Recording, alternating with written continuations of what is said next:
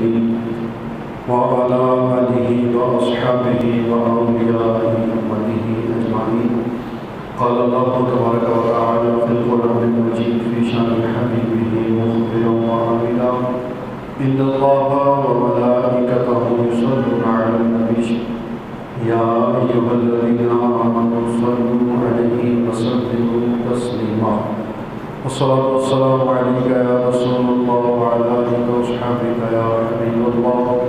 الصلاة والسلام عليك يا نبي الله وعلى آلك وأصحابك يا نور الله. مولاي صل وسلم دائما أبدا على حبيبك خير خلق كلهم. يا رب بالمصطفى بلغ مقاصدنا واغفر لنا ما مضى وسع الكرم. اللہ تبارک و تعالیٰ کی حمد و ثنا اس کے پہلے محبوب جان کونین رحمت العالمین حضور رحمت للعالمین خاتم النبیین صلی اللہ علیہ وسلم کی خدمت ماہ ناز میں درود پاک پڑھنے کی یہ بہت فضائل و برکات ہیں. محبوب کریم علیہ السلام نے ارشاد فرمایا جو بندہ مومن مجھ پر ایک بار درود پڑھتا ہے اللہ تبارک و تعالیٰ اس پر 10 رحمتوں کا نزول فرماتا ہے. صلو علی الحبیب صلی اللہ تعالی علی محمد وعلی آلہ وصحبہ وبارک وسلم. پچھلے جمعے 18ویں پارے کی آیت نمبر 5 اور 6 کے متعلق ہمارا درس مکمل ہوا. اللہ تبارک و تعالیٰ نے کامیاب ہونے والے لوگوں کی صفتوں کو بیان کرتے ہوئے 5ویں آیت میں جو صفت ذکر کی والذین هم لفروجہم حافظون کہ کامیاب ہونے والے وہ لوگ ہیں جو اپنی شرمگاہ کی حفاظت کرتے ہیں، جو اپنے باطن کو بھی ستھرا کرتے ہیں. اب بندہ کس طرح برائی کی طرف چلا جاتا ہے، وہ کون سے اسباب ہیں جن کی وجہ سے بندہ گناہوں میں مبتلا ہو جاتا ہے، وہ کون سی چیزیں ہیں کہ جن کی وجہ سے بندہ اپنے آپ کو پاک دامن نہیں رکھ پاتا. ان میں سے چند ایک چیزوں کے متعلق آج ہم بیان سنیں گے. خالق کائنات ہمیں سن کر اس پر عمل کرنے کی توفیق عطا فرمائے. تو وہ اسباب کہ جن کی وجہ سے بندہ گناہوں میں مبتلا ہو جاتا ہے، وہ اسباب جن کی وجہ سے بندہ اپنے آپ کو پاک دامن نہیں رکھ پاتا، وہ اسباب یا وہ چیزیں جن کی وجہ سے بندہ خود کو ستھرا نہیں رکھ پاتا، ان میں سے پہلی چیز ہے علم کی کمی. آج معاشرے میں دنیاوی ڈگریز پر تو بڑی توجہ دی جاتی ہے، دین کی ڈگری پر توجہ نہیں دی جاتی. آج اگر کسی کا نکاح ہو، پچھلے جمعے نکاح کے متعلق ہی گفتگو ہوئی کہ ہمیں چاہیے کہ اپنی اولاد کا جو شادی کے قابل ہو چکی جلدی نکاح کر دیا جائے. جتنی جلدی نکاح ہوگا اتنا ہی ہماری اولاد برائی کی طرف جانے سے بچ جائے گی. تو آج جب کسی کا نکاح کیا جاتا ہے، معاملہ کیا ہوتا ہے کہ جس بندے کا نکاح ہو رہا ہے اس بندے کو یہ نہیں پتا کہ نکاح کہتے کسے ہیں. جس بندے کا نکاح کر رہے ہیں اس بندے کو یہ نہیں پتا کہ نکاح کے آداب کیا ہیں. میری زندگی میں اب تبدیلی آنے والی ہے، اس آنے والی تبدیلی کے مجھ پر کیا حقوق لازم ہوں گے، اس بندے کو اس کا علم نہیں ہوتا. اور ظاہر ہے جب کسی چیز کا علم نہیں ہوگا، جب کسی چیز کے بارے میں معلومات نہیں ہوگی، اس چیز کو اچھے طریقے سے نہیں کیا جا سکتا. دنیاوی آپ مثال لے لیں، آپ کوئی بھی نئی دکان کھولنا چاہتے ہیں، نئی شاپ کھولنا چاہتے ہیں اور نیا کاروبار کرنا چاہتے ہیں. جو کاروبار کرنا ہے جب تک اس کے بارے میں معلومات نہیں تب تک آپ کو 80% چانس یہ ہے کہ گھاٹا ہی ہوگا، کہ کوئی بھی کام سیکھے بغیر کریں گے تو اس کے اندر گھاٹا ہوگا. اب نکاح جو کہ آقا علیہ الصلوۃ والسلام کی سنت ہے، جس کے بارے میں محبوب کریم علیہ السلام نے فرمایا النکاح سنتی ومن راغب عن سنتی فلیس منی. فرمایا نکاح ہماری سنت ہے اور جس نے ہماری سنت سے منہ پھیر لیا وہ ہم میں سے نہیں ہے. اب نکاح بندہ کرتا ہے تو گناہ کی طرف مبتلا، گناہ کی طرف جانے والے اسباب میں سے پہلا سبب علم کی کمی. نکاح کا وقت آیا، نکاح کر لیا، مولوی صاحب کو لڑکے کے ابو کہہ رہے ہوتے ہیں قاری صاحب ذرا ہاتھ تولا رکھے ہو. ہاتھ تولا رکھو، کہنا ہاتھ تولا رکھنا ہے جی، ہاتھ یہ اولا رکھنا ہے کہ بچے کو کلمے نہیں آتے، بچے سے کلمے نہ سننا۔ بندہ غور کرے، میں مسلمان ہوں، مسلمان کے گھر میں پیدا ہوا، نکاح پڑھانے والا بھی مسلمان، جس کا نکاح ہو رہا وہ بھی مسلمان، لیکن باپ جا کر کیا کہتا ہے، قائد صاحب جی ہاتھ ذرا ہولا رکھیو، تہاڈی مٹھی اسی گرم کر دیں گے۔ یعنی سب سے پہلی بنیادی وجہ کیا ہے گناہ میں چلے جانے کی؟ کہ ہمارے پاس علم نہیں ہے۔ حالانکہ پہلا کلمہ تو کم از کم مسلمان کو لازمی آنا چاہیے۔ کئی بار اگر نکاح پڑھانے جائے بندہ پہلا کلمہ بھی پڑھتے ہوئے لڑکھڑاتا ہے، وجہ کیا ہے؟ وجہ یہی ہے کہ اس کی علم دین سے دوری ہے۔ اچھا، پہلا سٹیپ تو یہ ہو گیا کہ قائد صاحب جی ہاتھ تولا رکھو۔ اس کے بعد اگلا سٹیپ، جو عورت اس کی زندگی میں آئی یا جس عورت کی زندگی میں یہ نیا مرد آیا، نیا آدمی آیا، اس عورت کو بھی نہیں پتا کہ اس کے لیے مجھ پر کیا حق لازم ہوئے، اور اس مرد کو بھی نہیں پتا کہ اس عورت کے مجھ پر کیا حق لازم ہوئے۔ آج ہماری سوچ یہ بنی ہوئی ہے علم کی کمی کی وجہ سے کہ عورت نوکرانی ہے۔ مردوں کی سوچ بیان کر رہا ہوں، عورت نوکرانی ہے، عورت آ گئی تو گھر کے سارے کام کاج اس نے کرنے ہیں، عورت آ گئی تو گھر کے سارے معاملات اس نے دیکھنے ہیں۔ وہ ٹھیک ہے، ایک جو اخلاقی فرض بنتا ہے، اخلاقی حق بنتا ہے، اس کو کرنا بھی چاہیے، لیکن عورت صرف اسی لیے نہیں لائی جاتی کہ اس نے گھر کے کام کرنے ہیں، پانڈے مانجنے ہیں، پورے گھر کے کپڑے دھونے ہیں۔ عورت کو بھی اسلام نے حقوق دیے ہیں۔ اگر مرد کے حقوق ہیں، عورت کے اوپر مرد کے حقوق لازم ہے، تو مرد کے اوپر عورت کے حقوق بھی لازم ہے۔ تو سب سے پہلی چیز علم کی کمی۔ آج ہم سیکھیں کہ اگر میں نکاح کرتا ہوں، آپ اللہ تعالیٰ آپ میں سے کسی کو توفیق دیتا ہے، تو نکاح کرنے سے پہلے ہمیں سیکھنا ہوگا کہ کن کن الفاظ کے ذریعے میں اپنی بیوی کو کہوں گا تو طلاق واقع ہو جائے گی، کون کون سے ایسے الفاظ ہیں یا کون کون سے ایسے حقوق ہیں جو میری بیوی کے مجھ پر لازم ہیں، کون کون سی ایسی چیزیں ہیں کہ جن چیزوں میں میں نے بیوی کی بات ماننی ہے، کون کون سی ایسی چیزیں ہیں جو میں نے بیوی کے لیے پوری کرنی ہے۔ آج ہم بیوی کو دیتے کچھ نہیں، سارا دن اس سے خدمت لیتے رہتے ہیں، اور رات کو اگر وہ سر پر پٹی باندھ کر لیٹ جائے تو ہم کہتے ہیں لو جی پھپے کٹنی ساری دیہڑی دے، ساری دیہڑ موج کرتی پھر دے، تو میں آ جاؤں تے ڈرامے نہیں ختم ہوندے۔ یہ معاشرے کی حقیقی باتیں ہیں، اور وجہ کیا ہے کہ ہمیں علم نہیں۔ تو سب سے پہلی چیز کہ ہم اپنے آپ کو پاک دامن رکھنا چاہتے ہیں تو ہمیں علم سیکھنا پڑے گا، ہمیں جاننا پڑے گا، ہمیں معلومات لینی پڑے گی کہ وہ کون سی چیزیں ہیں جن چیزوں کو سیکھ کر میں خود کو بھی ستھرا رکھ سکتا ہوں اور اپنے آنے والی نسل کو بھی ستھرا رکھ سکتا ہوں۔ دوسری چیز جو بہت زیادہ بنیادی کردار ادا کرتی ہے بندے کو گناہ میں لے جانے کے لیے، وہ ہے نگاہ کی حفاظت، آنکھوں کی حفاظت، بد نگاہی کرنا۔ آج اگر ہماری بہن کو کوئی دیکھے تو ہم غصے سے آگ بگولا ہو جاتے ہیں، اور سارا دن دوسروں کی بہنوں کو دیکھتے ہوئے ہماری غیرت مری ہوتی ہے۔ یہ حقیقی باتیں ہیں۔ دوسری چیز جو بڑی اہم بنیادی حیثیت رکھتی ہے کہ بندہ جتنی زیادہ بدنگاہی کرتا ہے، جتنا زیادہ آنکھوں کا فضول استعمال کرتا ہے، اتنا ہی وہ گناہوں کے اندر ڈوبتا چلا جاتا ہے۔ جب بندہ ایک گناہ کرتا ہے، حدیث پاک کا مفہوم ہے، اس بندے کے دل پر ایک کالا نقطہ لگا دیا جاتا ہے، اس بندے کا دل سیاہ ہو جاتا ہے، اس پر نقطہ لگ جاتا ہے۔ جب وہ دوسرا گناہ کرتا ہے، وہ سیاہی کا نقطہ اور بڑا ہو جاتا ہے، گناہ کرتا رہتا ہے حتیٰ کہ اس کا سارا دل سیاہ ہو جاتا ہے۔ اب کیا ہوتا ہے؟ اب جب اس بندے کو نیکی کی بات کہیں، اس بندے کو اچھا کام کرنے کو کہیں، تو اب اس بندے کے دل پر وہ باتیں اثر نہیں کرتی۔ تو جو بنیادی چیز ہے معاشرے سے پاکی کو دور کرنے میں اور نوجوان نسلوں سے پاک دامنی کو دور کرنے میں ہے، وہ ہے آنکھوں کی حفاظت نہ کرنا۔ مصطفیٰ جان رحمت صلی اللہ علیہ وسلم نے ارشاد فرمایا کہ دوسری نگاہ کرنے سے بچ، ایک نگاہ کر لی تو دوسری نگاہ کرنے سے بچ۔ اس کی وضاحت یہ کی گئی کہ بلا قصد، بلا ارادہ اگر کسی نامحرم پر نظر پڑ جائے تو فوراً نظریں جھکا لو، ٹک ٹکی باندھ کر دیکھنے نہ لگ جاؤ۔ اور اس کا عذاب کیا ہے؟ ایک شخص جو اذان دیتا تھا مسجد میں، ایک عرصے سے اذان دیتا رہا، ایک بار اذان دینے کے لیے مینارے پر چڑھا، پڑوسیوں کی لڑکی پر نظر پڑی جو کہ نصرانی مذہب سے تعلق رکھتی تھی، اس کے عشق میں پاگل ہو گیا، محبت ہو گئی، اس سے دیوانہ ہو گیا، صرف ایک نگاہ کا یہ اثر پڑا، دیوانہ ہو گیا۔ اب اس نے کہا جی میں تیرا دیوانہ ہو گیا ہوں، مجھے تجھ سے پیار ہو گیا، تجھ سے محبت ہو گئی، میں تجھ سے نکاح کرنا چاہتا ہوں، تجھ سے شادی کرنا چاہتا ہوں، تجھے اپنانا چاہتا ہوں۔ وہ لڑکی کہتی ٹھیک ہے میں مل جاؤں گی، لیکن میری ایک شرط ہے، میری شرط پوری کر دو تو میں تمہاری۔ کہا کیا شرط ہے تیری؟ کہنے لگی تو اپنا مذہب چھوڑ کر نصرانی ہو جا، اگر تو نصرانی ہو جاتا ہے تو میں تجھے مل جاؤں گی۔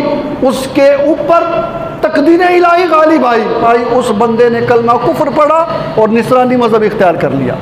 وہ جو ایک عرصے سے مسجد میں اذانیں دے رہا تھا، ایک بار بد نگاہی کی، اس بد نگاہی کی سزا یہ ملی کہ اس بندے کا ایمان جاتا رہا۔ اب جب اس نے کلمہ کفر بول دیا، نصرانی مذہب اختیار کر لیا، وہ لڑکی کہنے لگی نیچے میرے باپ سے آ کر میرے نکاح کی بات کر لو۔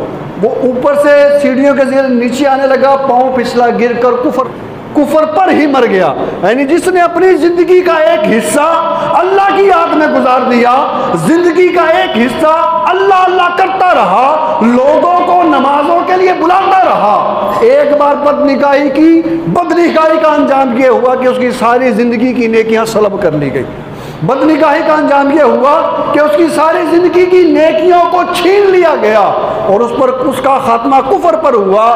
آج ہمارے معاشرے میں نگاہ کی حفاظت نہ ہونے کے برابر ہے۔ آج ہمارے معاشرے میں ہر دوسرا بندہ جس کو موقع ملتا ہے وہ اپنی آنکھوں کو گندا ضرور کرتا ہے۔ آج بندہ کہتا ہے جی دل کا سکون نہیں ملتا، دل کو چین نہیں ملتا، قرار نہیں آتا، پریشانیاں ختم نہیں ہوتی، دماغ کی ٹینشن ختم نہیں ہوتی، دماغ کو سکون نہیں ملتا۔ میں نے کہا جی سکون ملے گا کیسے؟ آنکھ اٹھی تو رب کی نافرمانی کرتی ہے، آنکھ اٹھی تو رب کی نافرمانی کر رہی ہے، آنکھ اٹھتی ہے تو گناہ ہو رہا ہے، آنکھ اٹھتی ہے تو برائی ہو رہی ہے۔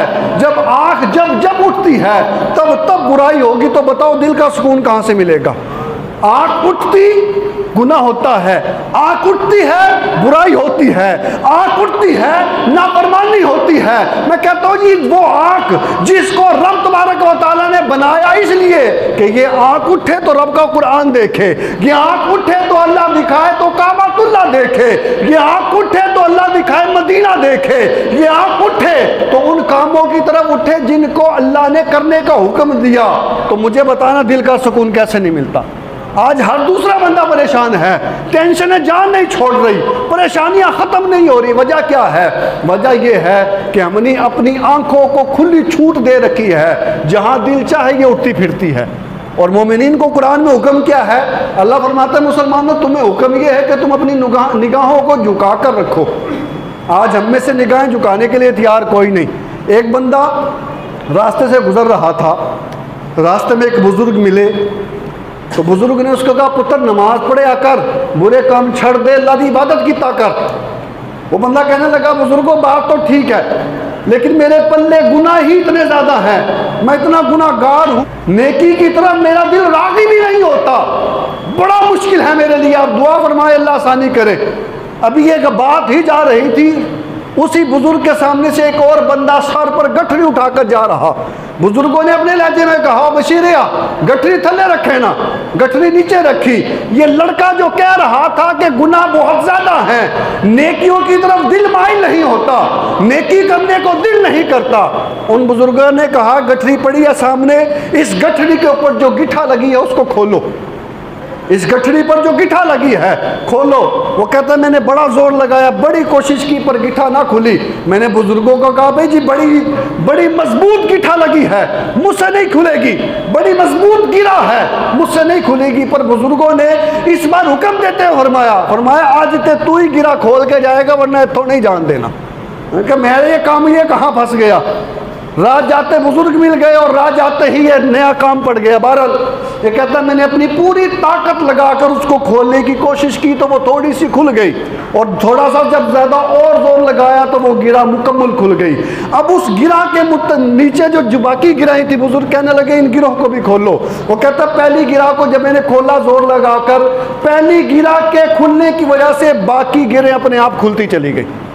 کیونکہ اصل چیز تو وہی تھی، باقی اپنے آپ کھلتی گئی۔ بزرگوں نے کہا پتر جس طرح یہ پہلی گرہ مشکل تھی نا، ایسے ہی زندگی میں پہلی گرہ کھولنا مشکل ہے۔ پہلی گرہ کھولنے میں کامیاب ہو جاؤ، پہلے نیکی کا قدم اٹھانا مشکل ہے، پہلا قدم اٹھا لو، باقی اللہ تعالیٰ خود نیکیاں آسان فرما دے گا۔ یہ معاملہ ہے۔ ہم اپنے آپ سے شروع کریں کہ میں اپنی آنکھوں کی حفاظت کروں گا انشاءاللہ عز و جل، کیونکہ معاشرہ فرد سے بنتا ہے۔ میں ٹھیک ہو جاؤں گا نا، میں انتظار کرتا ہوں دوسرے ٹھیک ہو، میں خود کو ٹھیک نہیں کرتا۔